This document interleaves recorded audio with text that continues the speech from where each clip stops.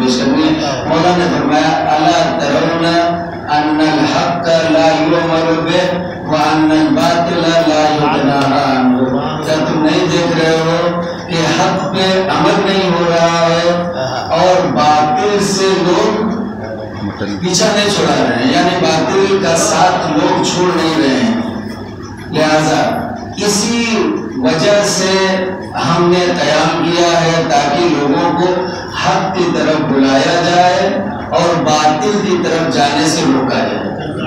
یہ حق اور باطل کا جو معرکہ ہے یہ آج کا نہیں ہے، یہ ابتدائے خلقت سے چلا آ رہا ہے اور قیامت تک یہ رہے گا. یہ نہ سمجھیے کہ ابھی جب تک امام نہیں آ جائیں گے تب تک کائنات میں حق کا بول بالا ہے تو علی کی طرف سے بولو، لیکن کہا جاتا ہے ادھر سے کہ ہم جانتے ہیں کہ علی کی طرف حق ہے.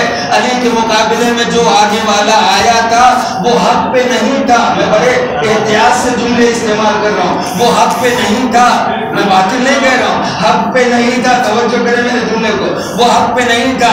لیکن جب ہمیں معلوم ہو گیا ہے کہ حق ادھر ہے تو ضروری ہے کہ ہم حق کی طرف آئیں، حق کے خیمے میں داخل ہوں. تب کہیں جا کے قرآن مجید کے آیتوں پہ عمل ہوگا. میں ایک آیت سناتا ہوں آپ کو قرآن مجید کی. خداوند عالم ارشاد فرماتا ہے کہ وَإِن طَائِفَتَانِ مِنَ الْمُؤْمِنِينَ اقْتَتَلُوا فَأَصْلِحُوا بَيْنَهُمَا.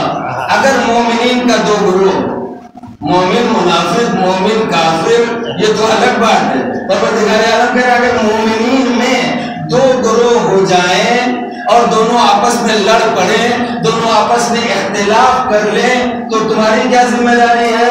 خدا ہم سے کہہ رہا ہے تمہاری ذمہ داری یہ ہے کہ پہلے دونوں میں صلح کرانے کی کوشش کرو. سب سے پہلا تو یہی ذمہ داری ہے نا، دونوں میں صلح کرانے کی کوشش کرو. اگر وَإِن بَغَتْ إِحْدَاهُمَا عَلَى الْأُخْرَى، اگر کوشش کی ناکام رہے، صلح نہیں ہو پائی دونوں میں، اگر دونوں فریق میں صلح نہیں ہو پائی، پھر ہماری کیا ذمہ داری ہے؟ پھر کیا ہماری ذمہ داری ہے؟ توجہ دیجیے گا.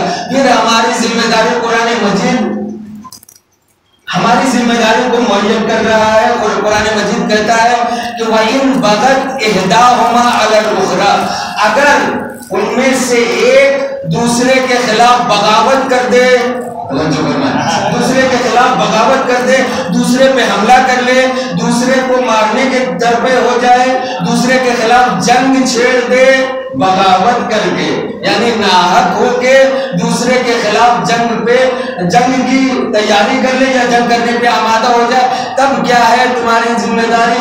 فَقَاتِلُوا الَّتِي تَبْغِي، تمہاری ذمہ داری یہ ہے کہ ان سے لڑو جو باغی ہے. گھر میں بیٹھ کے قرآن پہ عمل نہیں ہو سکتا، گھر میں بیٹھ کے کوئی حسینی نہیں رہ سکتا، کوئی نہیں کہہ سکتا کہ دو لوگ آپس میں لڑ رہے ہیں، دو خاندان آپس میں لڑ رہا ہے، مجھ سے کیا مطلب نہیں ہو سکتا. میں بے طرف رہوں گا، نہ ادھر سے بولوں گا نہ ادھر سے بولوں گا، نہیں ہو سکتا. ہی نہیں ہے، نہ یہ اسلام کا طریقہ ہے، نہ قرآن کا طریقہ ہے، نہ حسین کا طریقہ ہے. اگر حسینی ہو تو ایک طرف ہونا پڑے گا. حق کو تلاش کرو، پھر حق کے خیمے میں آؤ.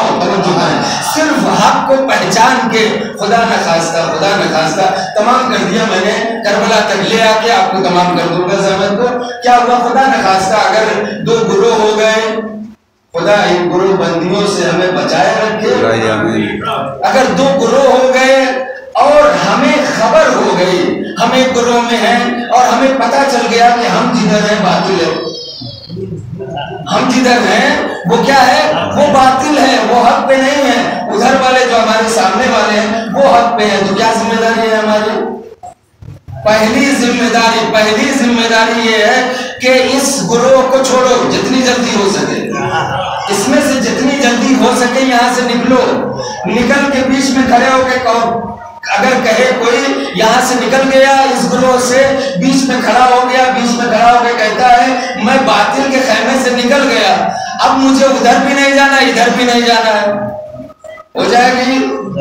مسئلہ حل ہوگا؟ نہیں ہوگا عزیزو، مسئلہ حل نہیں ہونے والا. بیچ میں کھڑے ہو کے کہنا کہ میں بے طرف ہوں، نہ ادھر سے ہوں نہ ادھر سے ہوں، نہ اس گروہ میں میرا نام ہے نہ اس گروہ खैमे में रहना नहीं हो सकता, हो ही नहीं सकता। कुरान कह रहा है कि अगर तुम्हें पता चला कि तुम बातिल के दिलों में हो तो निकलो, सिर्फ निकल के बेतरफ हो जाना काफी नहीं है, बल्कि निकल के हक के खैमे में जाना पड़ेगा, हक के खैमे में जाना पड़ेगा। मैं 2 मिसालें करबला से देता हूँ आपकी खिदमत में। एक आदमी जनाब हुर से पहले, हज़रत हुर से पहले, हुर तकरीबन ज़ोहर के करीब में आए थे मौला इमाम हुसैन अलैहिस्सलाम के दरबार में। तहकीक है, आके देख लीजिएगा जिसको हवाला चाहिए, कि ज़ोहर से थोड़ा पहले जनाब हुर हुसैन के खैमे में आए, हक के खैमे में हुर ज़ोहर से पहले।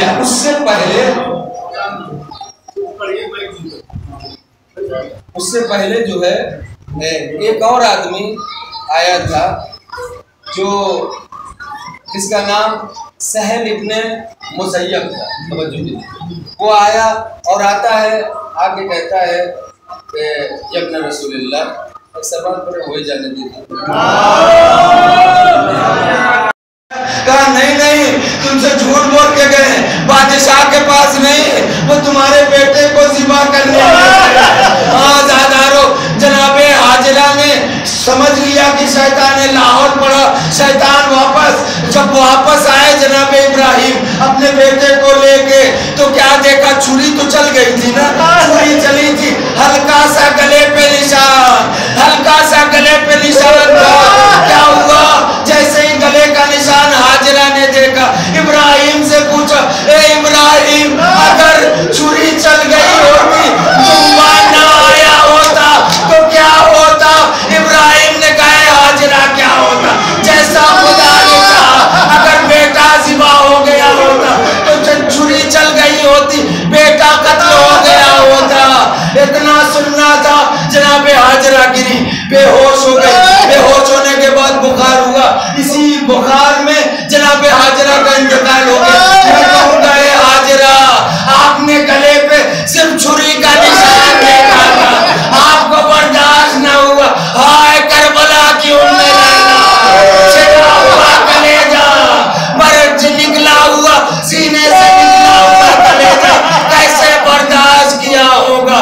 तभी तो खैमे में अली अकबर का लाशा आया, अली अकबर का लाशा खैमे में आया।